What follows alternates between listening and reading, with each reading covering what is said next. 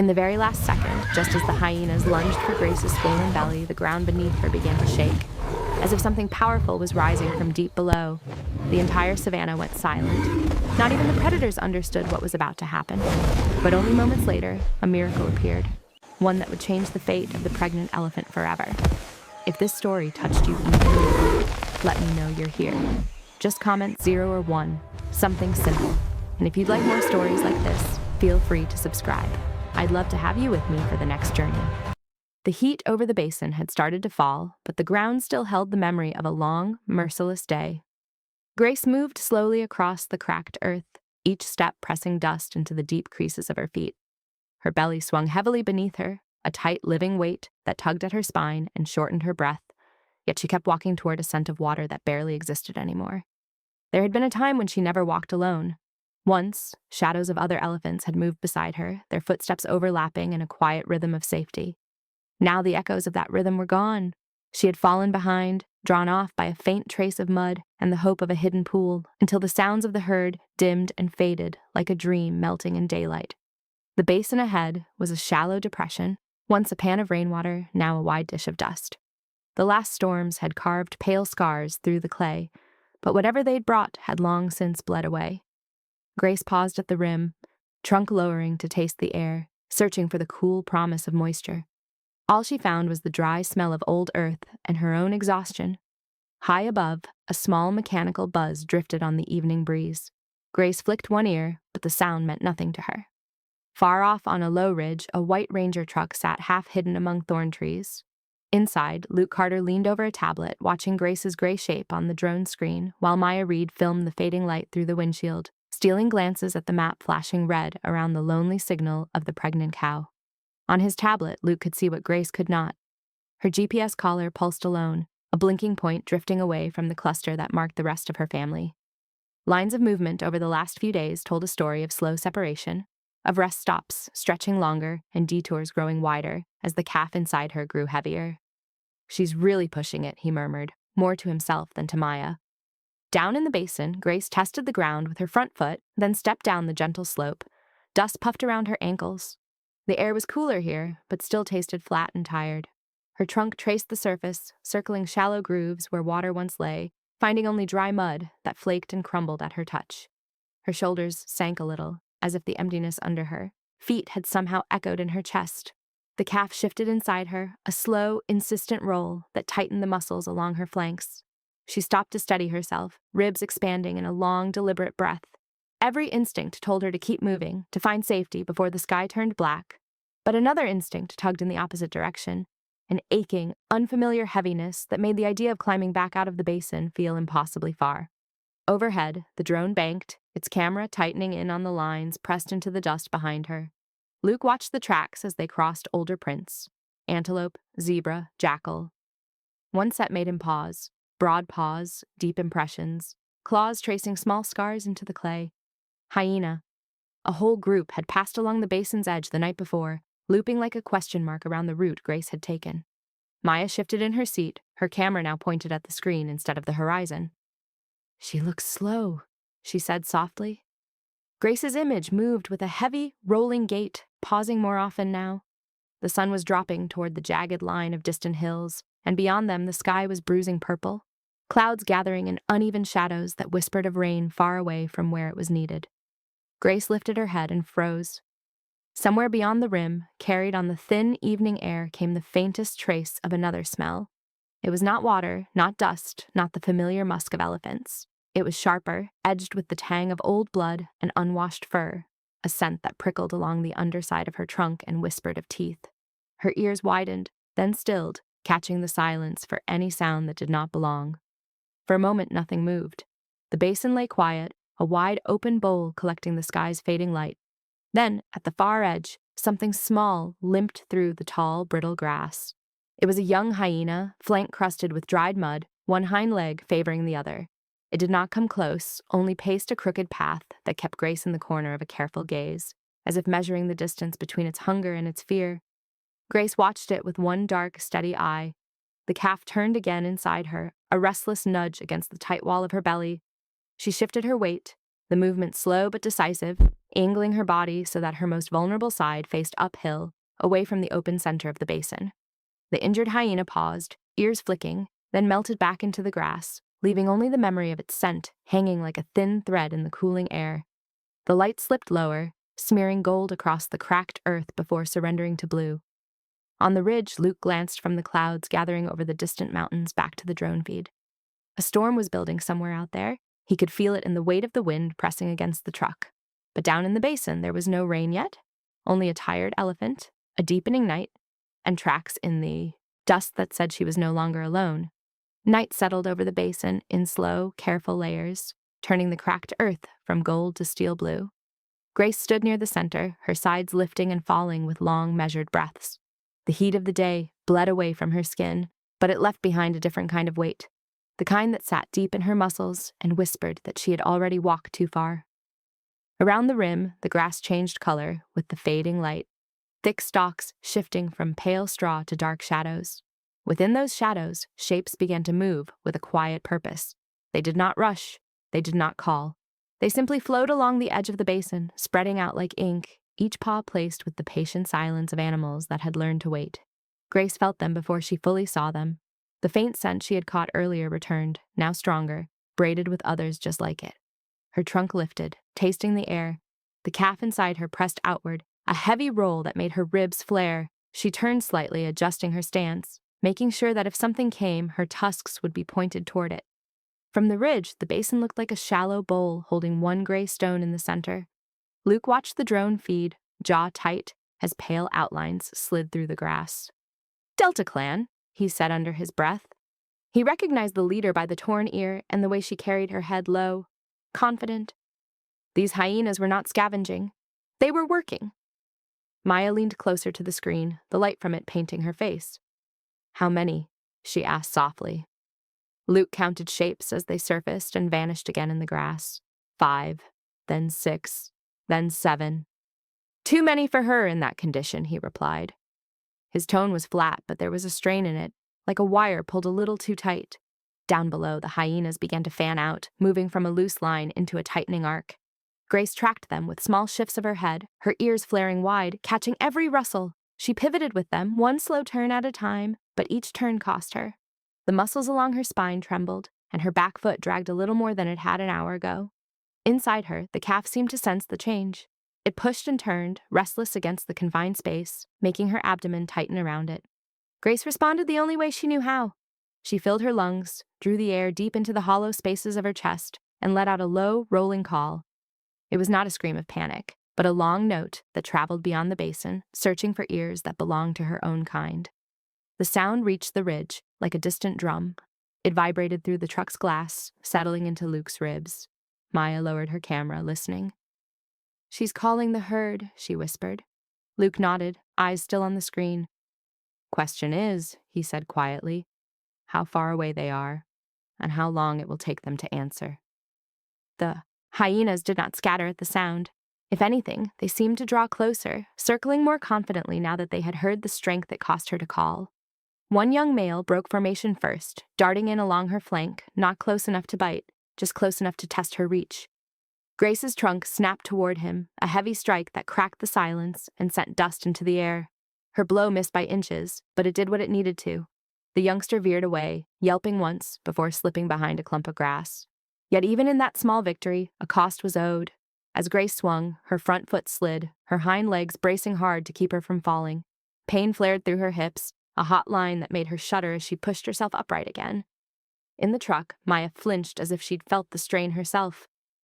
"Can't we just drive down there? Honk, flash the lights, something?" she asked, frustration creeping into her voice. Luke rubbed a hand over his jaw, eyes never leaving the feed.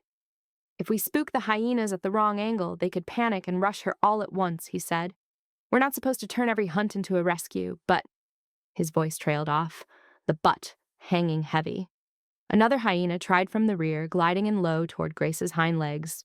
This time she kicked, a sharp, sudden strike that caught the dust where the predator's head had been a heartbeat before. Her balance wavered. For a moment she rocked, the weight inside her pulling forward, threatening to drag her down. The basin seemed to tilt with her, then level as she forced her feet to hold. The leader with the torn ear watched it all with a predator's patience. She did not rush in. She paced just outside the arc of Grace's tusks, reading every tremor, every extra breath. She understood the language of weakness written in the way Grace's knees stayed bent a little too long after each kick. The circle tightened further. The distance between gray hide and mottled fur shrank by slow, invisible inches. The night deepened, swallowing color until only shapes remained. Then, just as another young hyena lowered its body for a lunge, something slammed into it from the side with the force of a falling tree. The animal rolled, legs flailing, a shocked cry ripping from its throat. Dust exploded outward, and for a heartbeat, even Grace froze. A new shadow stood at the edge of the basin, larger than any hyena, broader even than Grace herself. It paused there, half in darkness, as if the night had decided to step forward and join the standoff. For a long moment, the basin held its breath. The new shape at the rim resolved into a bull elephant, his shoulders scarred, one tusk thicker and worn blunt, the other curving like a crescent moon. He stood with his feet planted wide, as if he had simply grown out of the earth there, watching the chaos he had just interrupted. Grace stared at him, sides heaving, the calf inside her pressed hard, against her ribs, reacting to the jolt and the sudden shift in the herdless night. The hyena he had struck staggered to its feet and limped away, whining, but the others did not flee.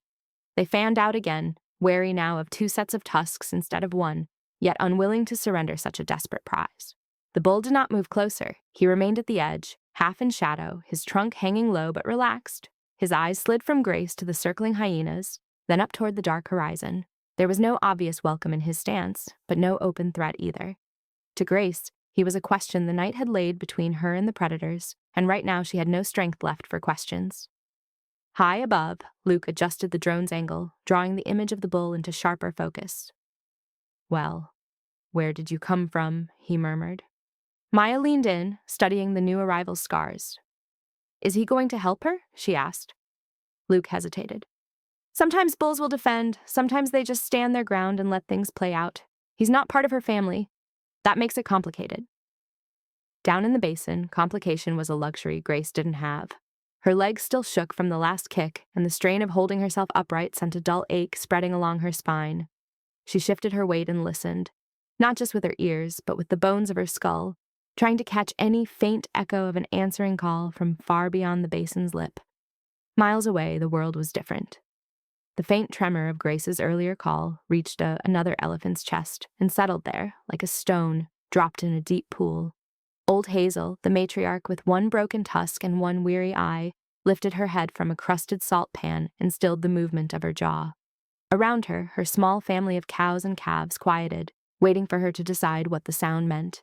Among them stood a young calf they all knew did not quite belong. Nugget, smaller than he should have been, with a faint white scar along his flank where a poacher's snare had once bitten deep. Grace had been the one to shelter him months ago, when his mother didn't come back. Even after he settled into Hazel's herd, he would still lift his head at the slightest distant rumble, as if always listening for that first, gentle voice that had stood between him and the world. Now, when Hazel's ear turned toward the far-off basin, Nugget felt the direction of it like a tug on a rope. He stepped closer to her, bumping her leg, eyes wide. Hazel rumbled low in her chest, a sound that rolled through the small group like a warning and a question all at once. The air smelled of dust and the strange metallic promise of faraway rain. Against that, Grace's call came again, faint but steady, tired, but not yet broken. Hazel made her choice the way matriarchs always did, not quickly, but completely. She swung her head toward the sound and began to walk. The others fell in behind her, without argument, their shadows stretching long under the rising moon. Nugget stayed close to her flank at first, then inched ahead, as if his feet had decided on their own that going toward that voice was not optional. Back in the basin, Grace shifted her stance again, keeping her tusks angled toward the torn-eared leader. The bull still had not moved to join her, but his presence altered the air. The hyenas glanced at him more often now, calculating the cost of closing in. Their circle tightened in smaller steps, the way a noose pulls inch by inch, not all at once. Every pause they took was another breath Grace had to pay for. She filled her lungs once more and sent another call rolling into the dark. This one was shorter, edged with strain. It vibrated through her bones, down her legs, into the cracked earth beneath her feet. For a moment, the effort blurred the basin's edges, and she had to blink hard to steady the horizon. The calf inside her shifted sharply, as if answering a call of its own. Hazel heard that second note while cresting a rise that overlooked a shallow valley of dry grass. She answered with one of her own, deeper and broader, a sound that told the night. I am coming.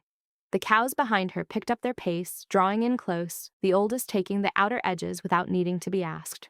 Nugget broke into a trot, his trunk lifted, chasing a scent he could not yet catch. Only the memory of one.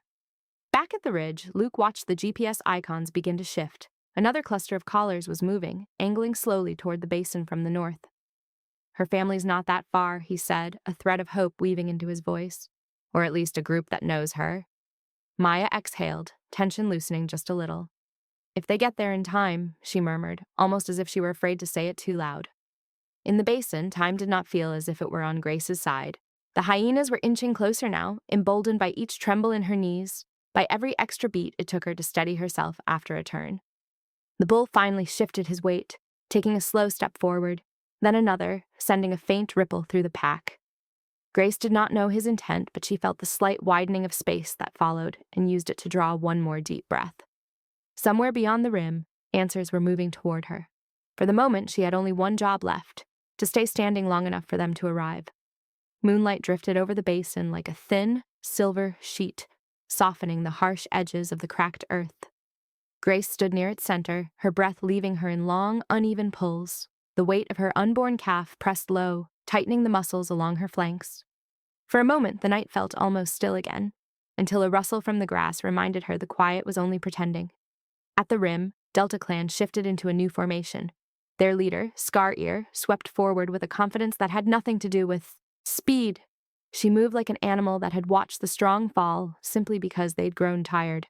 Her pack fanned wider, their paws carving small arcs in the dust, making no sound but carrying a clear message. They had all night, and Grace did not. Grace lifted her trunk, drawing in the scent of the approaching danger. Her ears flared wide, then slowly settled back, bracing for what was coming. The calf inside her stirred hard, its small body rolling against her ribs, as if asking to be protected. Grace shifted her stance to shield her swollen side, but even that small movement sent a tremor through her legs. Hazel and her herd had not yet crested the final ridge. Their silhouettes stretched long across the grasslands, moving with the slow determination of elephants answering a call older than memory. Nugget trotted ahead of them, head held high, each step fueled by an instinct he didn't fully understand, only that he needed to reach Grace before something else did. Back in the basin, the bull, Brutus, angled his massive head just slightly. His presence alone kept the hyenas from rushing in, but he still had not chosen a side. His dark eyes flicked between Grace and Scar Ear in a way that unsettled the pack. He was not predictable. A bull like him could either save a life or end one without meaning to. Scar Ear was the first to test him. She stepped toward Grace, then toward Brutus, then back toward Grace again, reading the subtle shifts of weight in both giants. Then she signaled sharply with a low, guttural call. Two younger males broke from the main arc, slipping like shadows behind the basin's curve, angling to attack Grace's rear, where her defenses were slowest. Grace felt them move before she saw them. The air behind her changed, a quiet change, a thin one, but enough to make her spine stiffen. She pivoted as fast as her swollen body allowed, tusks cutting through the moonlit air. One hyena darted back, but the other lunged low toward her hind leg, jaws snapping just short of flesh. Grace kicked out, her foot connecting with a hard jolt that sent the predator tumbling. But the price came instantly. Pain shot through her belly, sharp as a stone. Her back legs buckled, dipping her weight dangerously low. For a second, her world tilted, vision swimming as she fought to stay upright. The calf inside her pressed violently, as if reacting to her panic or creating its own. Grace braced, forcing herself back to standing with a trembling breath. On the ridge, Luke muttered a curse under his breath. She can't take many more hits like that. Maya's hands tightened on her camera. They're trying to split her attention, she said. Pull her apart piece by piece. Luke nodded grimly. It's what they do. Wear down the strong until they're too tired to stand. Below, the hyenas regrouped with renewed hunger. Scar Ear stepped forward, and this time she sent 3 at once, 1 from the front, 2 from the sides. They moved in a practiced rhythm, each lunge meant to force Grace into a different mistake. She swung her trunk, knocked one aside, but the motion pulled her off balance. Her back foot slid. Her belly heaved. A groan rumbled deep in her chest. Just when Scar Ear saw her opening, a sharp, high cry broke across the basin. Not hyena, not elephant, something smaller, thin, frightened, familiar. From the tall grass, Nugget burst into the open, stumbling down the slope toward Grace with frantic steps. His little trunk reached for her, calling a memory of safety stronger than sense or fear. The moment froze the basin. Even Grace hesitated, a soft sound escaping her as she recognized him. But the hesitation was all Scar-Ear needed. She lunged, jaws open, leading her clan in the most coordinated attack yet. Brutus shifted, lowering his head, hesitation burning away beneath a rising instinct to decide. Grace tried to pivot to shield Nugget, but her swollen body was too slow. Far too slow. For a heartbeat, everything teetered on a single edge. Grace collapsing, Nugget exposed, Scar-Ear mid-lunge, Brutus gathering his weight like a stone about to fall. The air tightened, the basin clenching around them, and even the moon seemed to hold its breath, waiting to see who would make the first move and who would pay the price for it. Moonlight slid across the basin in a thin, trembling veil as the moment of collision locked the night in place. Scar-Ear's leap cut through the air, Nugget's small cry cracked the silence, and Grace braced herself with everything she had left. For one breath, the world hung on a knife's edge, until the ground gave a warning shudder beneath their feet, a deep vibration rising from someplace far beyond the darkness. Grace felt it first. The tremor moved through her legs like a distant heartbeat, unfamiliar but powerful. The calf inside her shifted sharply, as if sensing something bigger than fear. Scar-Ear hesitated mid-stride, her instincts warring between attack and retreat. The other hyenas faltered too, their paws skidding in the loose dust. Something was coming, something none of them understood. Then it came again, deeper this time, a rolling thrum that climbed through the cracked earth and into the bones of every creature in the basin. Brutus froze where he stood, his great head tilting as he tested the air. The breeze shifted, carrying with it the metallic tang of rain and the faint roar of water from a place where water hadn't flowed in months. The night tightened, as though the whole land was drawing breath. Grace planted her feet, swaying, her tired body gathering one last fragment of resolve. She nudged Nugget behind her, shifting her bulk to shield him as best she could. Scar-Ear's ears flicked back, her eyes narrowing. She had hunted long enough to know when the earth itself was telling predators to hold. Even hunger had limits. Even desperation could feel fear. Across the basin, a thin sheet of dust, lifted, first gently, then in twisting threads, pulled upward by a sudden burst of wind sweeping in from the east. The clouds over the mountains glowed faintly, rumbling with a storm that had traveled miles in minutes. Luke gripped the steering wheel until his knuckles whitened. "Oh no," he whispered. "Flash flood!" Maya's breath hitched. "Down here?" He nodded. "And fast!" The roar built so quickly it felt unreal. It started as a hum, then a rumble, then a rolling thunder that grew louder with each heartbeat. The hyenas turned toward the sound, their bodies shrinking low, instincts screaming at them to run. Scar-Ear stepped back, ears pinned, torn ear twitching violently.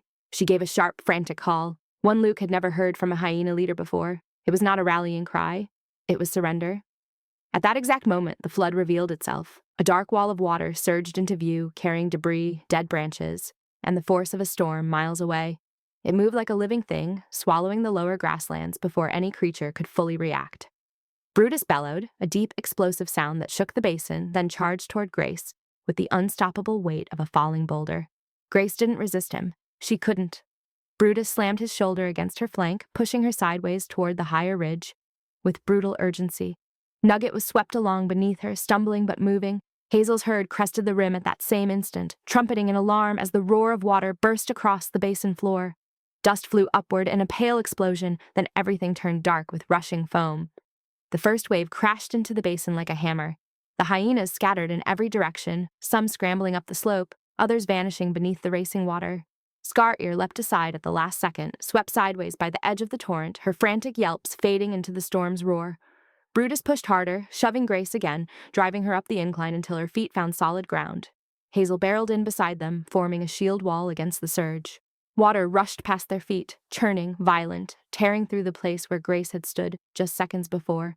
The basin filled fast, swallowing tracks, grass, and the moon's reflection in a matter of breaths.